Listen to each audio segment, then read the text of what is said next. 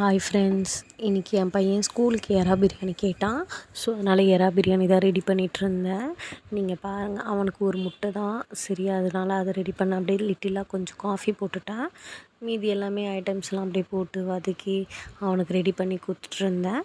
அப்போது அவன் சரி அம்மா இன்றைக்கி மாதுளப்பழம் எடுத்துன்னு போகிறேன்னு சொன்னான். ஸோ அந்த மாதுளப்பழமும் ரெடி பண்ணிடலாமேன்னு சொல்லிட்டு உரித்து சைடில் வச்சிட்ருந்தேன். இன்றைக்கி ஸ்நாக்ஸ்க்கு மாதுளப்பழம் எறா பிரியாணி தான். உங்கள் வீட்டில் என்னன்னு சொல்லிட்டு கமெண்ட் பண்ணுங்க.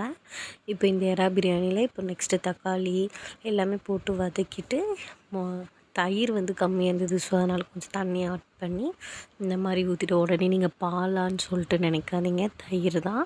இது பிரியாணி மசாலா நான் வீட்டிலேயே ரெடி பண்ணி வச்சுப்பேன், அதுதான் நான் போடுவேன்.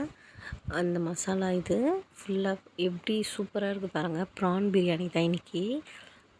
எல்லாம் ரெடி ஆகிடுச்சு. நல்லா கொதிக்கும் போது அரிசியை போடணும். போட்டுட்டு நல்லா இது பண்ணதுக்கப்புறமா நம்ம நல்லா ஒரு ஃப்ளேவர் கிடைக்கும் அந்த இதுக்கு. அப்புறமா மாதுளப்பழம், ப்ரெட்டு எல்லாமே ரெடி பண்ணியாச்சு. அவன் ஸ்நாக்ஸுக்கு பிரேக்ஃபாஸ்ட்டு காலையில் ப்ரெட்டு சாப்பிட்றேன்னா ஸ்நாக்ஸ் ஒரு 11 o'clock சாப்பிடுவான். அப்புறம் 2 எக்கு பாயில் பண்ணி கட் பண்ணி வச்சுருக்கேன். கொஞ்சம் தம் இறங்குனதுமே ரெடி பண்ணிட்டேன். இங்கே பாருங்கள், எறா பிரியாணி வேறு லெவலில் இருக்குது. இப்போ பாருங்கள், இது பேக் பண்ணியாச்சு. 2 எக்கு கட் பண்ணி பெப்பர் தூள்லாம் போட்டு வச்சாச்சு. மாதுளப்பழம். Thank you friends.